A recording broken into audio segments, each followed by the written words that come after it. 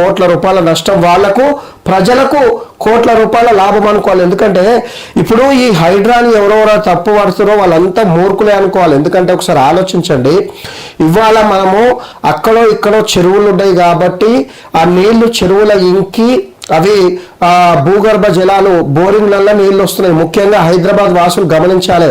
హైదరాబాద్ వాసులు అనుకుంటుండొచ్చు, అయ్యో పాపం అక్కడ అక్రమ నిర్మాణాలు కూల్చేస్తే వాళ్ళు అన్యాయం అయిపోతున్నారు అనుకుని మీరు ఆలోచిస్తున్నారు. కానీ ఈ చెరువులన్నీ ఆక్రమణకి గురి అయితే ఒక్కసారి ఆలోచించండి, 10 నిమిషాలు ప్రశాంతంగా కూర్చొని ఆలోచించుర్రి. ఇప్పుడు మొత్తం వీధులన్నీ సిమెంట్ రోడ్లు వేసారు, ఇంకుడు గుంతలు లేవు, వర్షం నీరు వచ్చినట్టు మోరిల పోతుంది. మోరిలకి వెళ్ళిపోయి ఒకవేళ మోరిలకి వెళ్ళిపోయి మామూలుగా అది మూసి నదికి వెళ్ళి ఎక్కడో బయటకు వెళ్ళిపోతుంది. మరి హైదరాబాద్ వాసులు ఎట్లా బతుకుతారు? కోటి జనాభా ఉంది కదా, రేపు బోర్లన్నీ ఎండిపోతే సరే తాగడానికి నీళ్ళు అంటే మంజీరా నీళ్ళు లేకుంటే మినరల్ వాటర్ కొనుక్కుంటారు.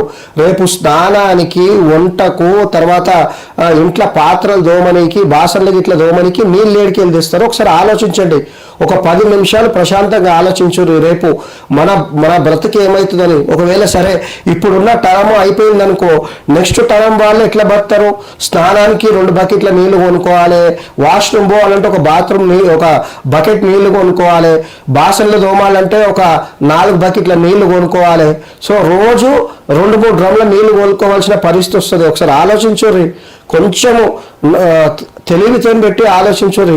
ఇప్పుడు చెరువులను కాపాడితే ఇట్లా రేపు ఆ వర్షం వచ్చిన నీళ్ళని చెరువులకు పోయి అక్కడి నుంచి ఆ చెరువుల నుంచి ఆ బోర్లకు నీళ్ళు వస్తాయి. రేపు కింద భూగర్భ జలాలు ఎండిపోకుంటుంటాయి. కొంచెం ఆలోచించండి.